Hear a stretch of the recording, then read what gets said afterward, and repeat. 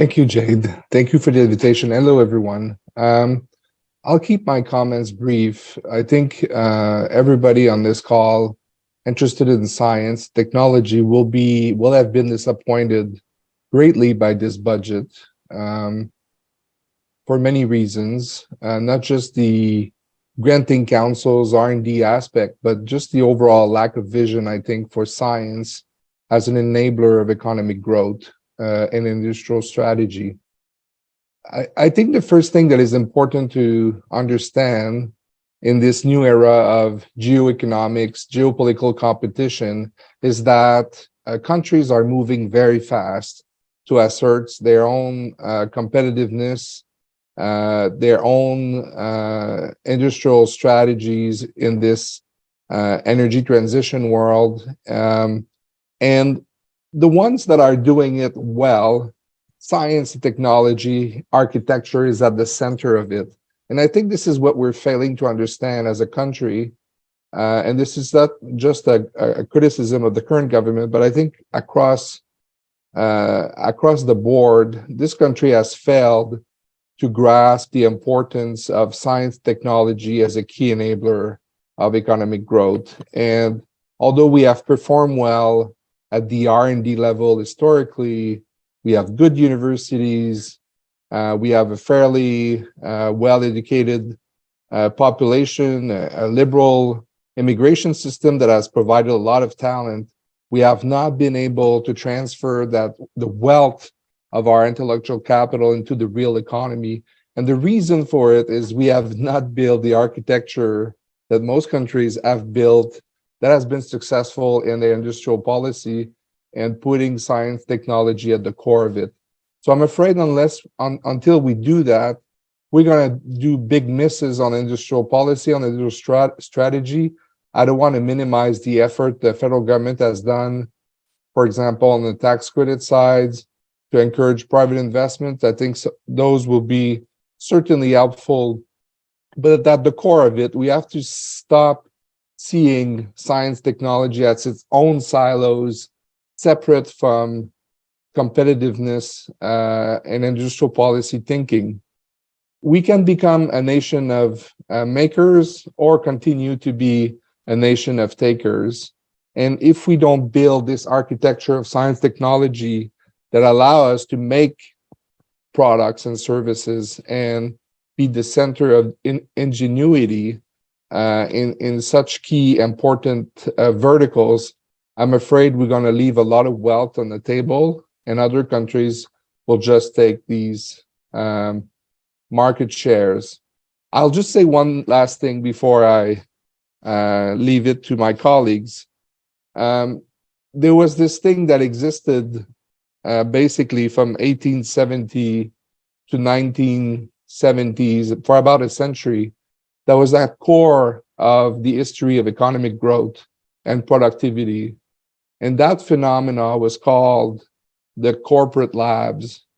And the corporate labs were at the center of innovation, at the industrial strategy, because they were the bridges between research development and the private sector world. We have lost, Canada and the US, mostly that muscle, that capacity. It needs to be recreated with focused research organization, not just granting councils, allowing peer review money to be dispersed.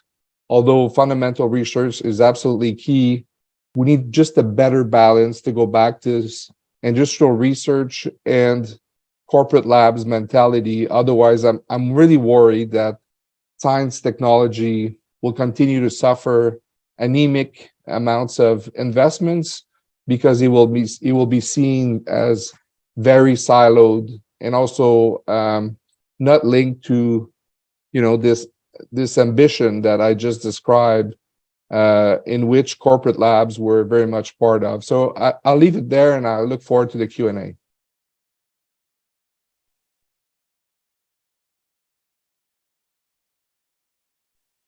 Thank you so much for your thoughts, Robert. If nobody has any thoughts to directly bounce off of Robert's thoughts there, we will go to Karimah for her thoughts as the CEO and general partner at Quark Venture. Thank you, everybody. Pleasure to be here again. I was on a panel last year. And sadly, I'm just going to pick up from where Robert has left off. So thank you, Robert, for that nice segue into what I need to complain about. Unfortunately, it's deja vu. You know, we keep talking about the same things, and I don't know how many years in a row we'll keep talking about them, and things will change. I think, you know, Dave Waters very the stage for us on the sort of, you know, global scenario and where this budget fits in. So I won't repeat that, but I'll touch on 2 or 3 key points. The first thing is, for me, missing from this budget most critically, and Robert just touched on that, was around the RD&I, the research and development in innovation piece, a really missed opportunity to continue to build on the fundamentals that we have in this country and the capabilities. And I, for some reason, thought following COVID, things would change, and that we would, and government and collective, the collective we, would really understand how important it was to build science, technology, and innovation in a sustainable, ongoing way. It's not putting some money towards it one year and not the next. You have to have a long-term sustainable strategy. So, you know, when Dave talked about, you know, the GERD GDP ratio again, you know, the $25 billion gap again, and that we are going again in opposite directions to where the rest of the OECD countries are going, it really is kind of a sad state of affairs for us. The economic growth element and using science and technology as a key driver of economic growth and building an innovation economy, again, certainly not part of this budget. There was nothing to support that. You cannot build an economy on one sector. Yes, the clean energy sector is very important, and I was happy to see some substantive investment towards that.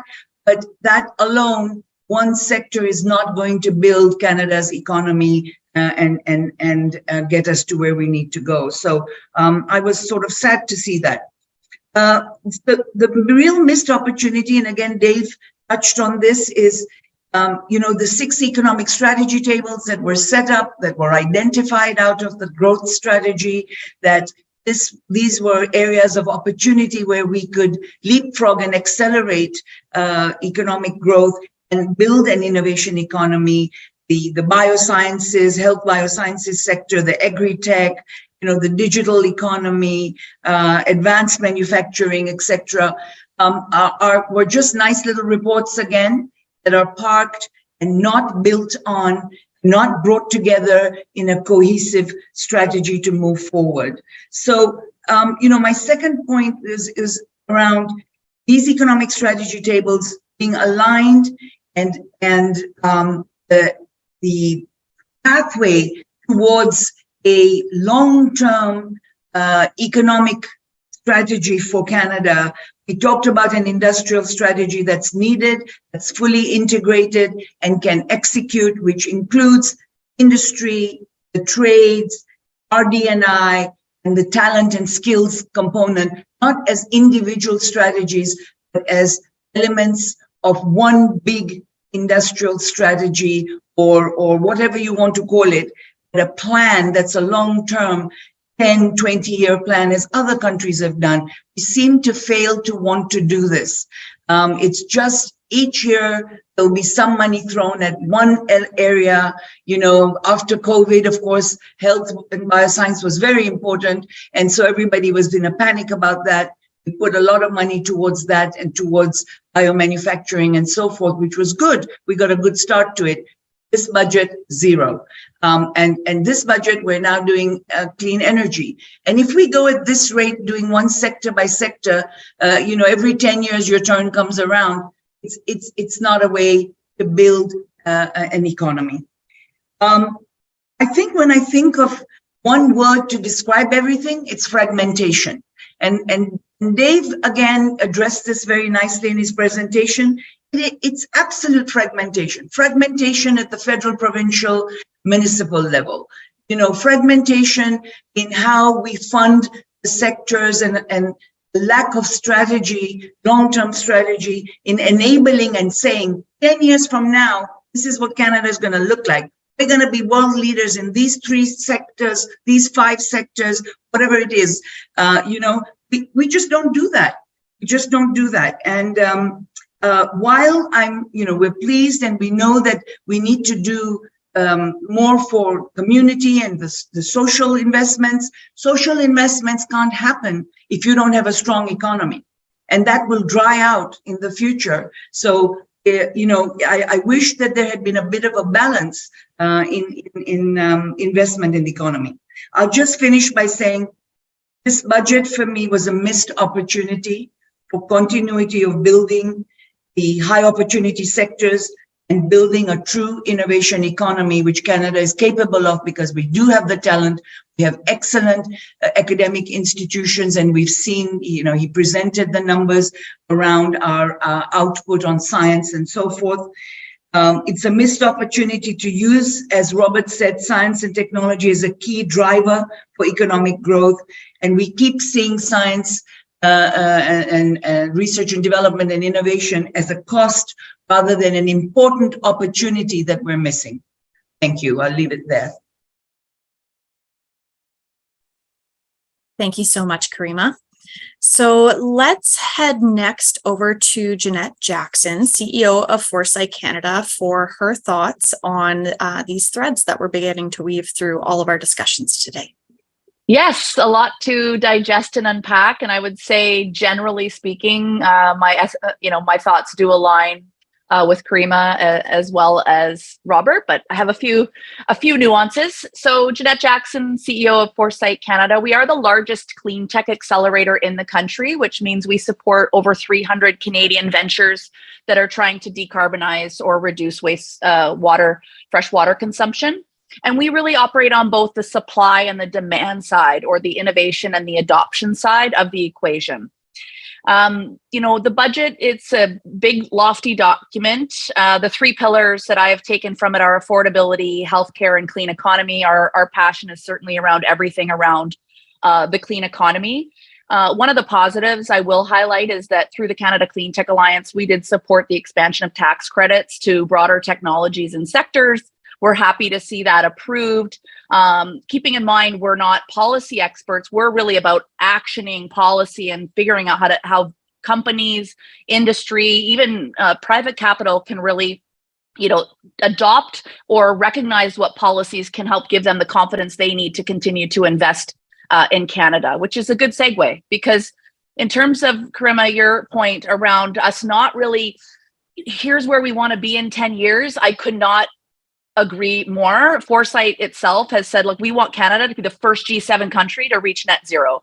And we're basically doing everything we can, every activity, every program, every function that we do is to do that. And, feeding that into the budget is what's been exciting us and keeping us going. But I do have some criticism. So the first thing is around electrification. It certainly makes sense, but I think there's been some fundamental mishaps in the assumptions. There's a bit of an assumption that Quebec and BC are going to have unlimited hydropower and are going to be able to supply, clean electricity to the country. And we're already at a shortage, and there will be a shortage in very due course. So, what about being progressive and thinking about consumer incentives that, fundamentally reduce power consumption? And I'm not talking about heat pumps, because what's happened with those sort of carrots where, $5,000 if you install a heat pump, now it's $12,000 more to install. So there's profiteering and other, functions when the funds aren't distributed with the right policy and framework. I do want to recognize that around electrification, I'm delighted to see things like wind and solar, small nuclear reactors and storage. Energy storage is going to become a critical, piece. But most of the incentives are very much industry-based tax incentives. These companies are already making high profits. So, perhaps there could have been a little bit of thinking outside of the box on how we get those, these large corporates to invest in decarbonizing from the Foresight lens, but maybe have a little bit more of a ripple effect or sort of evergreen effect on some of these, investments and tax credits. I am a fan of some of the commentary around energy pathways. We've been championing a long time, sort of an energy decision tree to figure out, okay, where does electrification, hydrogen, biofuels, like where do these things make sense based on, some of the clusters of industry, across our country, and how can provinces, better coordinate. Hopefully, we'll see more collaboration, because, again, building on Karimah's comments, we need industry leaders across sectors to collaborate on some of these larger projects. I think we saw a bit of that in Alberta with the hydrogen piece, but we'll see how that goes. On the manufacturing side, we do need to have a serious look around sort of value chains and supply chains. And I think, having a mechanism for quote unquote suppliers to build out their supply chains with more advanced manufacturing, hopefully decarbonized manufacturing processes, I think is interesting. It could sort of excite a new sector for us. We're okay in manufacturing in certain provinces and not in others. So again, we'll see. And then hydrogen, a big investment in hydrogen. I know it's a popular topic. I think we need to be honest. Like, where does hydrogen make sense? Is it, long range shipping and long range vehicles, or is it really the consumer vehicle? And I don't think we've, as a country, made the decision on where it makes sense. And we need to be honest about that, because we just don't have resources to distribute, given the makeup of our economy and how our population is distributed. And then on the CCUS file, I think we needed to make a way stronger commitment and have government actually commit to procurement. Government is our biggest consumer, and I don't think we've really seen an acknowledgement of that in any of the last budgets. So a few closing comments. If you haven't read The Good War, I certainly recommend you do. And I'm going to be very candid. 20 years ago, I was probably a pure capitalist. As I've matured and understand some of the moving parts, we really sometimes do need government to lead, and we need them to take control, set the strategy, and then let the market with clear policy frameworks execute on that strategy. So, I do find some elements of this budget will still foster, pure capitalism when they're realizing those tax credits, if they're not invested in the right way with the right, frameworks and tools and mechanisms for tracking, there could be some considerations there. I do, agree we need more on problem, market, and data-driven innovation and science, Robert. I will say, from a climate perspective, what we hear is that 90% of the companies are exporting, and we have a commercialization and domestic adoption problem of solutions. So I balance the need for ongoing innovation. I believe it's fundamentally what will drive Canada's future economy. And, how do we have the right mechanisms that complement that so that domestic adoption in Canada is happening? So more integration of research and science with industry, so we can still think about that blue sky fusion type stuff, but also there's, a little bit of widget, low hanging fruit technology development as well that can do a lot. And then closing off, devil's in the details. We really champion capacity building. We're still finding that matchmaking between solutions and problems, even with municipalities, again, big buyers and adopters, hasn't quite been recognized at all in this budget. And I think that if we see more collaboration and connectivity between all these dispersed parts, we would move the needle faster. I think the new innovation center is what they're banking on in a year and a half, with IRAP rolling up into the new center to come up with our future, science and technology strategy. But a year and a half in this day and age is it's a long time away. And so what could we have done now? So I'll leave it there and pass it on to the next. Thank you.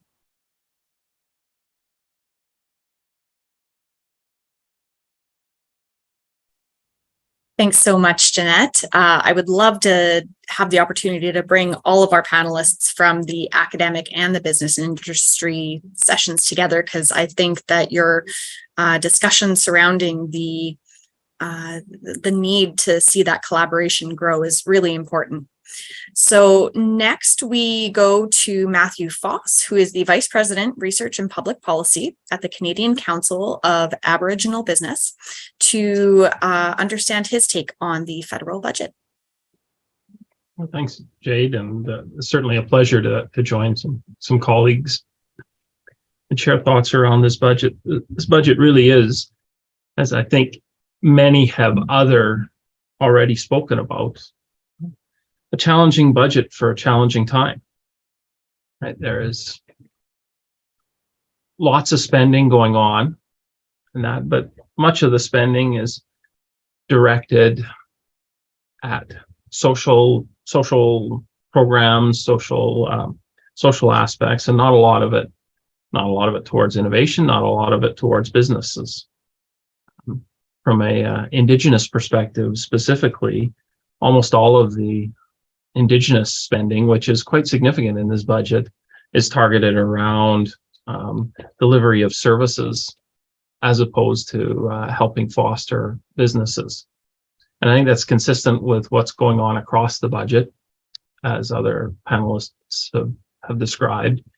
Really a dearth of investment or supports and programs for particularly small and medium-sized enterprises, the tax credits and that get into where a lot of the spending is towards that green transition.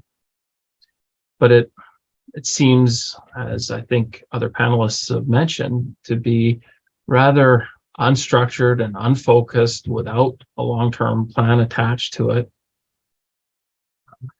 And I think very challenging for at least our business members to participate effectively and efficiently in that space. One of the big challenges that this government, Canadian government and Canadian society faces around that is really, what are the impediments to unlocking that private sector business innovation and investment? And this budget, along with many past federal budgets, fails to speak into that space. What are the challenges towards commercialization that government can assist with? And where does it get into that space? I know one of the aspects that really stood out for me is 1.3 billion is being spent in this budget on regulation and getting major projects done, but almost all of that is being spent on process.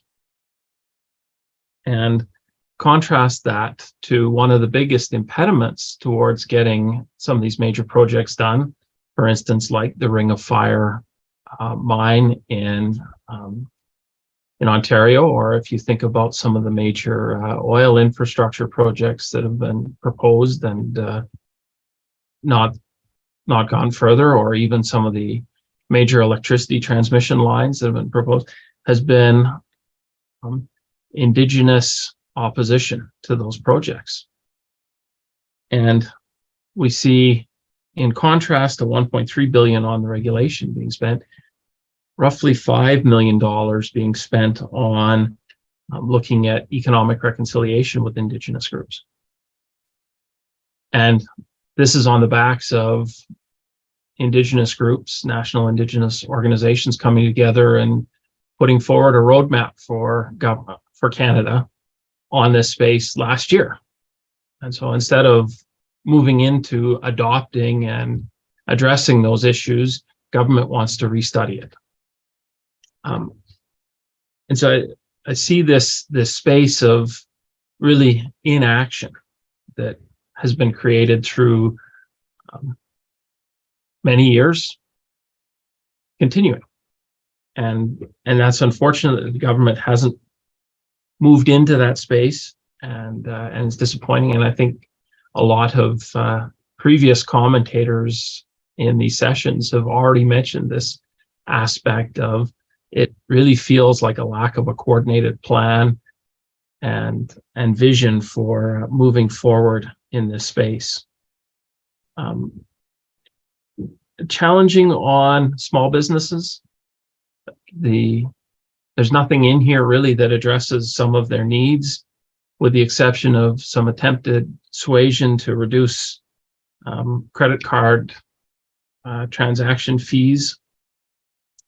But for the most part, the burdens and costs that small business, medium-sized businesses are facing in Canada are set to continue. Things like the higher costs of energy and the indirect costs that has on transportation and logistics, and that just seem set to increase, and no real plan attached to how to assist that, other than a vision of a green energy transition that really hasn't been mapped out as to how that, and further to Jeanette's points around where are those priorities, which sectors, which aspects of consumption does that fill into? And that's so maybe I will leave my comments there for now, Jade, and look forward to some of the Q&A. Thank you so much, Matthew. We've heard from 4 amazing presenters so far, with some diverse views on a fairly consistent thread, though. So just before we go to our last panelist today, just a reminder, as Trudy's posted in the chat, that if you have questions for our wonderful speakers today, you can post them in the Q&A section at the bottom of your Zoom screen. And once Namir has had a chance to discuss his perspective, then we can move on and also respond to everyone's thoughts and move on to the Q&A portion. So for now, let's move over to Namir Anani, who is the President and CEO at Information and Communications Technology Council. Thank you, Jade. Yeah, certainly. Thank you for inviting me. It's a very important discussion to have. So my commentary this afternoon will be related to some of the information that I heard from David and Michael, but also some of the reading that I've done on the federal budget 2023. I think we're all cognizant that there is a greater push towards a green and sustainable economy, and it's no surprise when we see some of the investment that are happening in other countries and the first mover advantage, whether in the Green Deal in Europe, but also the Inflation Reduction Act in the US of $400 billion that puts a lot of emphasis on also the green economy and the decarbonization of the economy going forward. But also, if you look at some of the recent research by McKinsey that indicates that around $9.2 trillion annually needs to be spent on capital investments to basically achieve the net zero commitments that we all have globally by 2050. You can see that this is more than just an environmental and social imperative, but it's also economic imperative. So positioning Canada, or making sure that we're able to look at this net zero challenge and turn it into a net economic gain for Canada is going to be certainly important for the next number of years. And this budget certainly focused on that area. But let me tackle some of the things a little bit more on a granular level. So while it's certainly we have seen some refundable investment tax credits on the clean hydrogen or the green hydrogen, clean technology, clean electricity, whether it's solar, wind, hydroelectric or others, or even storage, which is a good area to be in the carbon capture. I do agree with Jeanette that we're incentivizing in this budget mostly the supply side. We are silent on incentivizing the consumer side, making sure that Canadians, at least inspiring the hearts and the minds of Canadians to be able to stimulate that market in Canada by adopting more of electric vehicles, more mobility, whether in their homes, install solar cells, talked about the heat pump, or biomass furnaces or others, similar to what other countries are looking at. I think we need to empower consumers in the future to do that, because that's how we stimulate an economy as well. If I look at the research and development, I think we're all cognizant that Canada spends less and we trail behind other countries in terms of the government expenditure, but potentially also the industry expenditure or investment in R&D. And that's something that needs to be developed further. However, in the budget, you can see that there is a more focus at the moment in terms of applied research, but also commercialization. And it was interesting to see that in the shred, the scientific research and experimental development, there was a notion of introducing the IP box, something that we advocated for as an organization for a while. It's something that was adopted by other countries, where basically if you develop intellectual property and then you take it to commercialization, then you benefit from a very reduced taxation relief.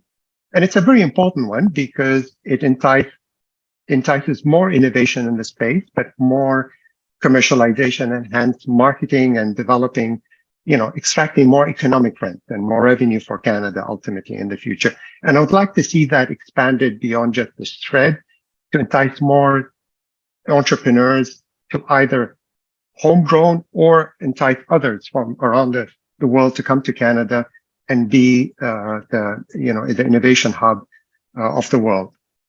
Interesting also to see that the flow-through shares that were developed for the critical minerals. Now, the flow-through shares, if you haven't heard about them, it's basically if you want to reduce your taxation, income taxes, you purchase flow-through shares, but mainly at the moment from oil and gas exploration companies. It doesn't take recognition that our economy is moving into a more digital, more sustainable economy. So obviously they're introducing the flow-through shares for the critical minerals, specifically to the lithium aspect, which is a good thing because ultimately that will empower more of the green development in the country and will entice more private investors to come in or private wealth to come in into the space. You and I would invest more than ultimately going for the oil and gas exploration. There's a change and it's a good policy tool to do that. And I would like to see that flow through shares expand to artificial intelligence, quantum computing, and many others to entice more investment, private investment in that.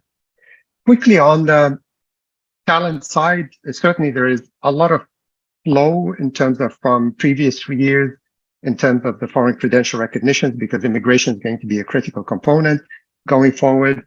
The upskilling of industry initiative, the skills for success, and as well, the student work placement, ultimately or learning capabilities. I think it's going to be important for the next number of years because we all recognize that talent is the essence of any high-performing economy, and an accrued focus on that is going to be very critical in the next number of years. What is surprising, what I see the federal budget is silent on, is the semiconductor industry. It's something that is the backbone of any, especially if we recognize that both the duality of the digital and sustainable economy is dependent on the semiconductor industry strength in Canada. Ultimately, there may be future announcements on this, whether the French shoring with the United States or other countries may help. But we have to reflect on it is definitely a complex subject to tackle and with very high investment. But ultimately, we have to look surgically and very carefully of what foreign direct investment we attract into Canada to stimulate that development nationally, but also what innovation can be done and what R&D that we need to put into the space to make that happen. Let me close on a couple of things. So I think if we look at all the commentary so far, we all recognize there's been a push on the green economy, and much of the commentary that has shaped this discussion so far is, are there others? And I do agree that we need more of a sustainable industrial strategy. I wrote an op-ed recently in the Future Economy on this.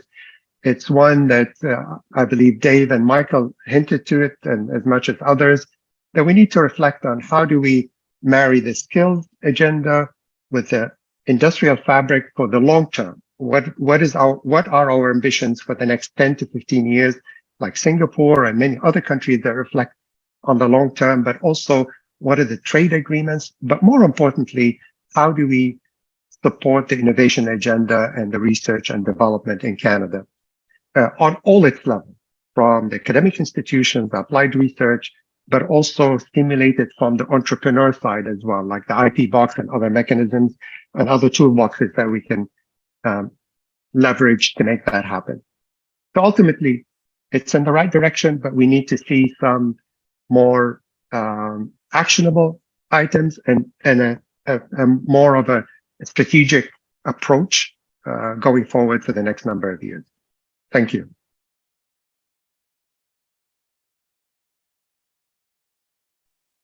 Thank you for those thoughts, Namir. We seem to have a few threads about needing some additional development in that research and RDI areas and an actual concrete roadmap that allows us to actually begin to build on that research. So before we go any further, we still have a few minutes where our panelists are welcome to respond to each other's thoughts. And then another reminder that the Q&A portion, please submit your questions in the Q&A box at the bottom of your screen. There will also be a couple of polls coming up in the near future that we would appreciate your answers so that we can get some feedback for future events. So with that being said, I will turn it over to our panelists if anyone has any closing thoughts. Otherwise, we will start moving into the Q&A portion.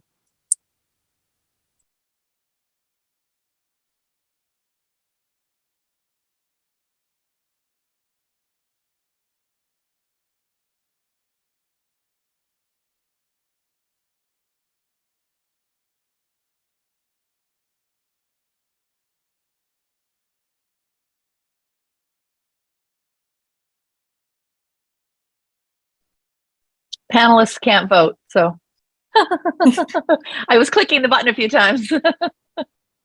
That is true. If no one has any last thoughts. I mean, you know, overall, I think we're seeing some themes, right? We're wanting the government to lead and take some big bets, and you know, Foresight is a not-for-profit organization, and after the last 4 years, you know, we've grown across the country, and with that comes conversations with different levels of government. And I know these decisions aren't easy, right? It's really tough, but there are some pretty interesting models out there.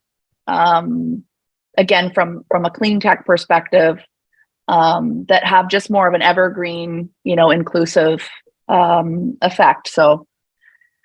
Yeah, I think the important thing is to build a longer term, more cohesive, aligned strategy, bringing all of the components, you know, to manage the entire value chain and to be focused on, to know where our strengths are, build on our strengths and articulate that. We can't be afraid to do that. I mean, we can't be great at everything, but we're great at many things.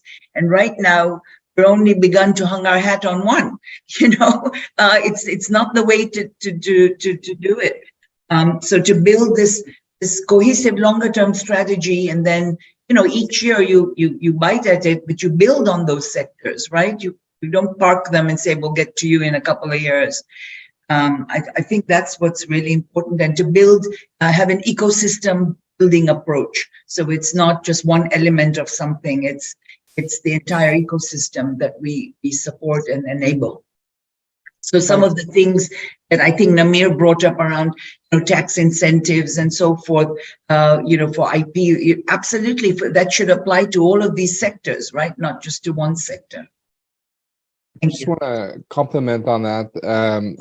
You know, advanced economies will compete on advanced industries, which is to say, if we're not competitive in industries that have a high concentration of R&D, high skilled workers, and we continue to have the structural deficit on trade in these advanced industries, we're going to lose our competitiveness. So this is not just about the energy transition, although it is core to it. But I would argue that if we don't pick these verticals in advanced industries where we can compete in ag tech and biotech, in the computer related technologies such as AI, quantum, microelectronics at scale, we're gonna have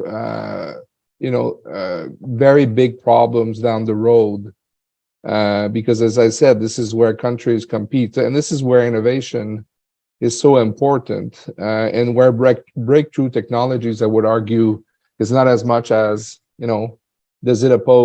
should we oppose breakthrough technology mindset as incremental innovation? But only having incremental innovation, I would argue, is insufficient, especially that we've been so bad at breakthrough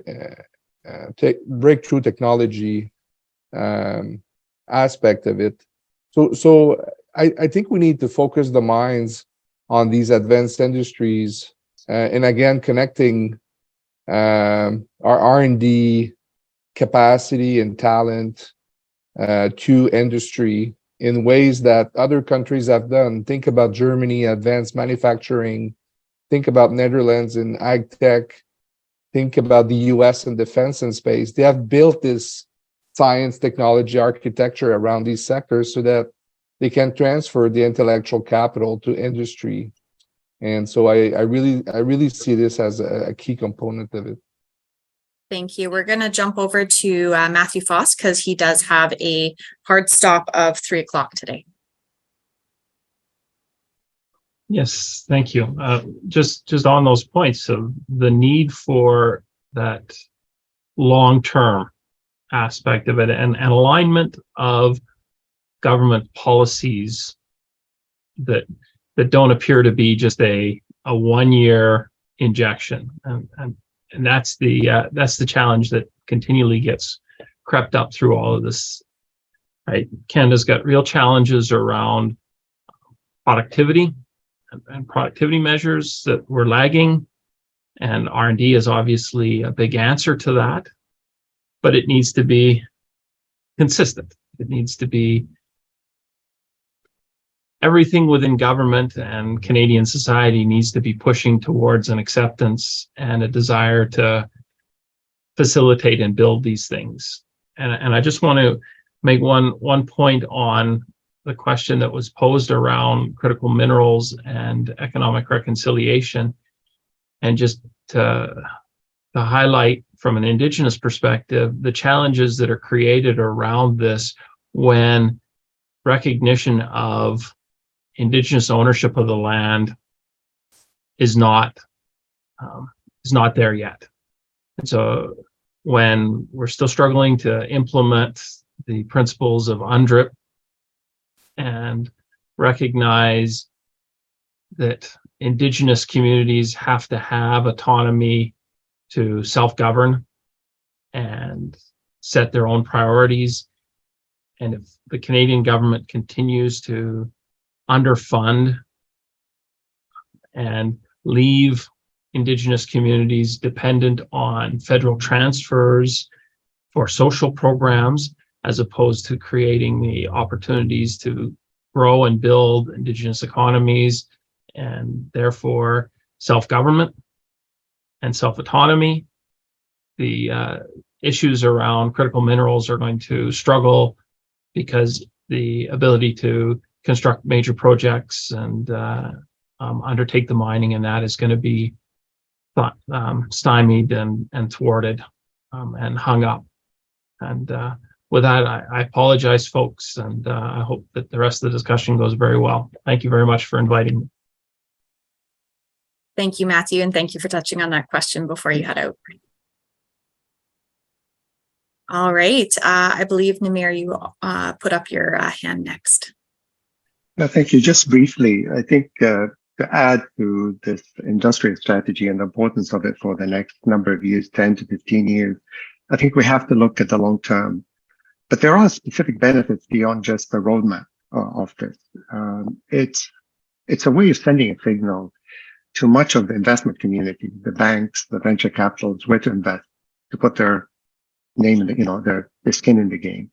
It also helps the entrepreneurs to start to think where much of the government funding, the approach, the industrial focus is going to be. What do I need to develop to be part of this, growing economy?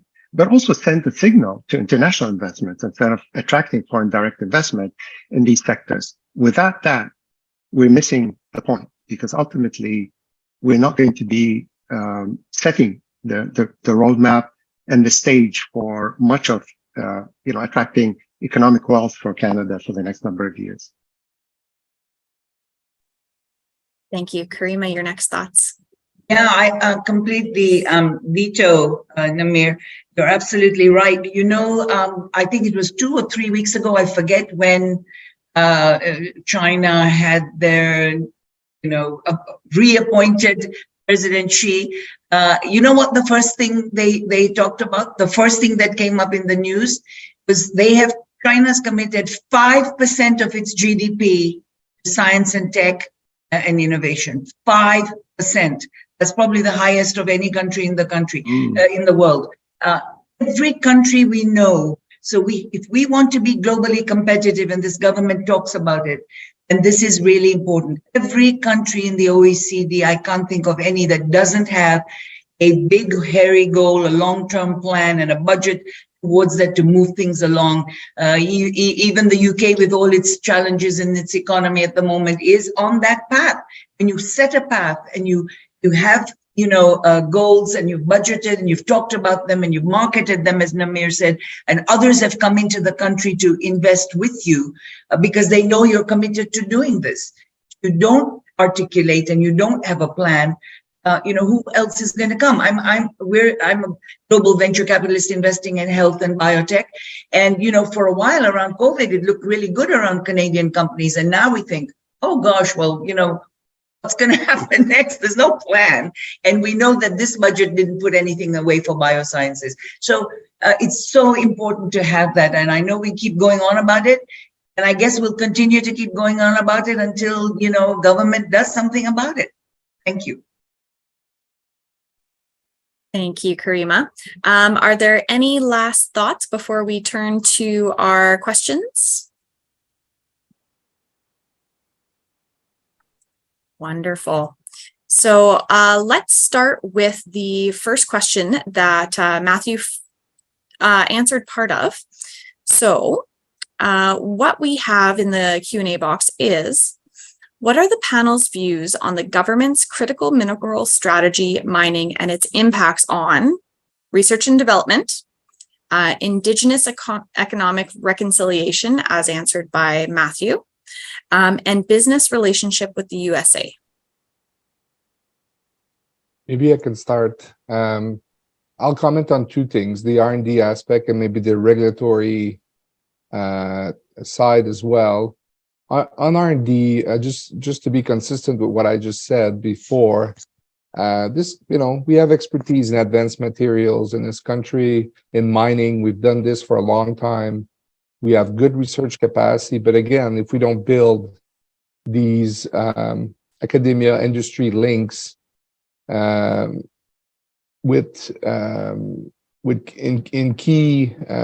a very substantive way, I don't think will benefit as much as we should from this strategy.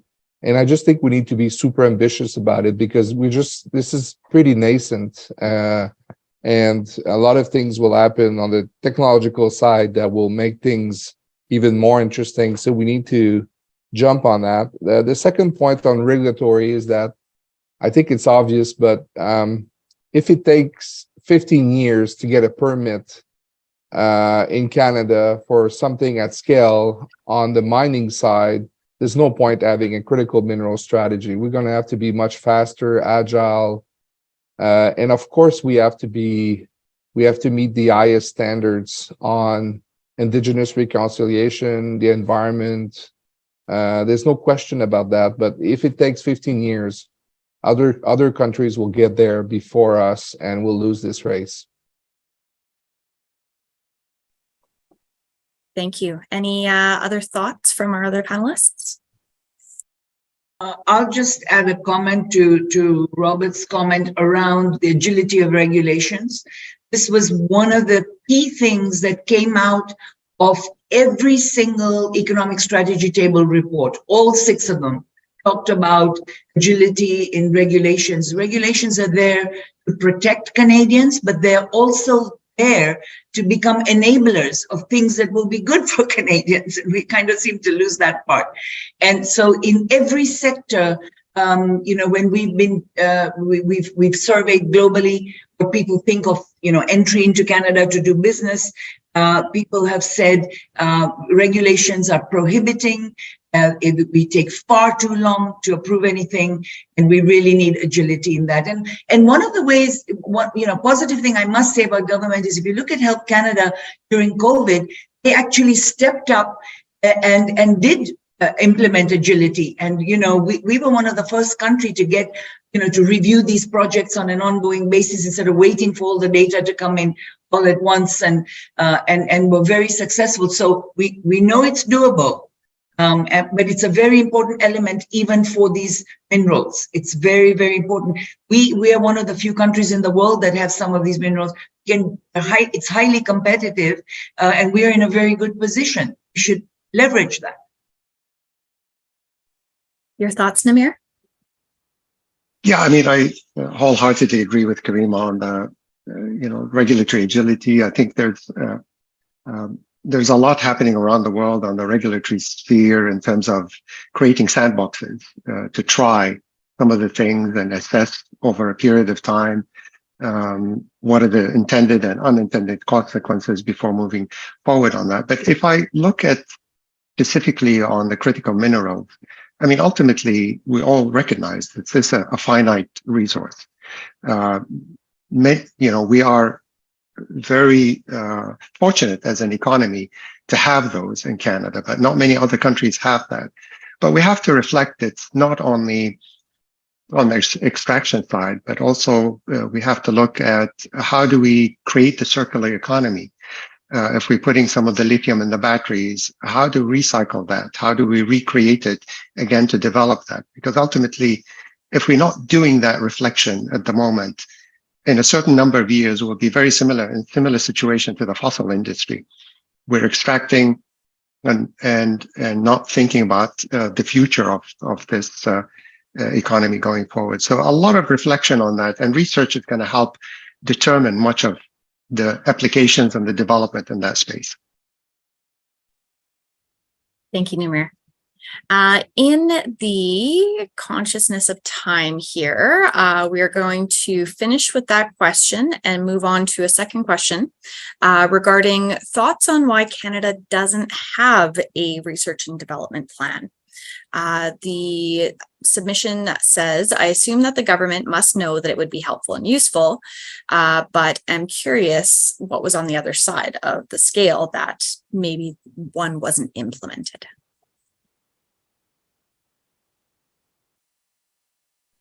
I'll chime in. I mean, I know some work is happening in Toronto and Ontario, and again, there's a new Center for Innovation that's been, announced. They're basing that on some of the structures similar to the Finnish Innovation Agency, as well as some threads of the Israel Innovation Agency. And I just think where all of us seem to struggle is just the pace to just get the work done, make a decision, and get the thing launched. And then, I mean, it's a balance, right? If you have a clear vision, I think you can figure out the pathway to get there. Sometimes we're seeing government still focused on the pathway without the vision, and then it's taking a long time because they don't know what they're building to get to where they're going. So that's just how I would start the conversation. I know there's a commitment, there's money there. It's just not fleshed out and not launched formally yet. Thanks, Jeanette. Karimah, your thoughts?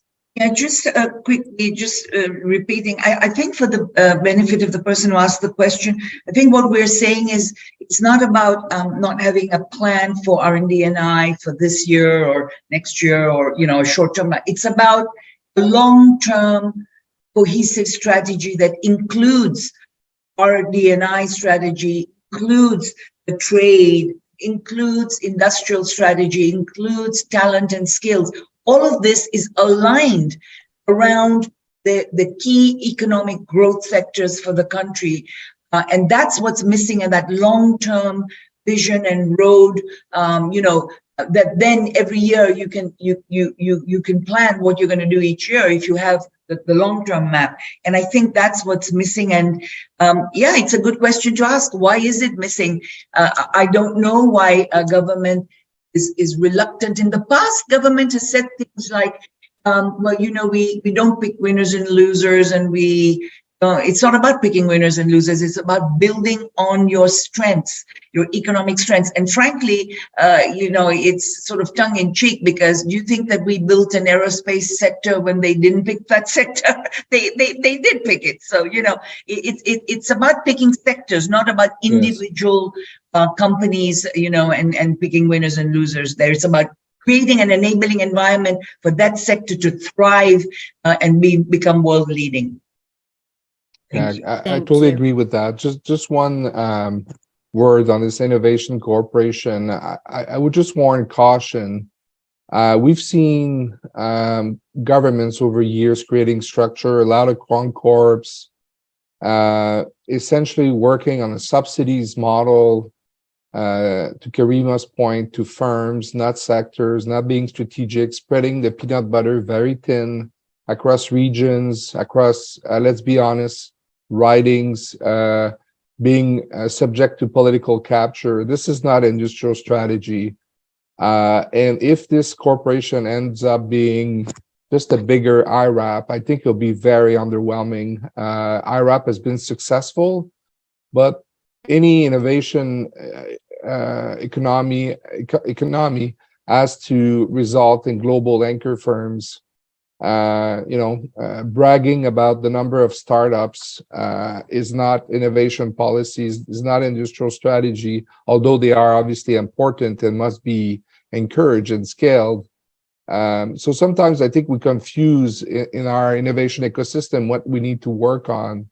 We are good at doing startups. We are good on the ideas front. We're very bad at translating them into economic outputs and scaling our companies. I think this is where the minds needs to be focused. And industrial composition matters. These advanced industries are where we need to compete. Nobody's fighting around to produce T-shirts because they are done with low-skilled and no R&D.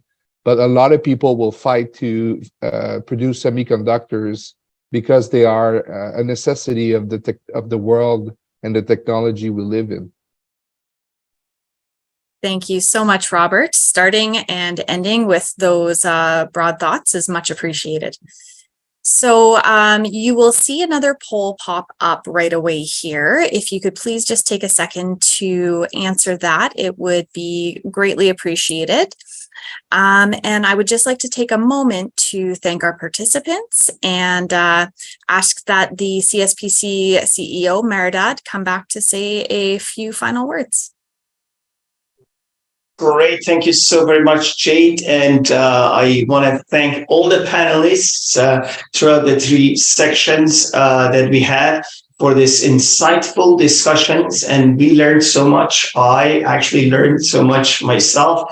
And I'm sure it has been the case for many of the participants. We're very much looking forward to continue this conversation. Please send us your ideas, your suggestions for how we can follow up on this, and all the best to you. Thank you so very much, Robert, Karimah, Jeanette, as well as Namir, our good friend, and very much looking forward to stay engaged with you guys and for the next session. Thank you and have a wonderful day. Thank you. Bye-bye.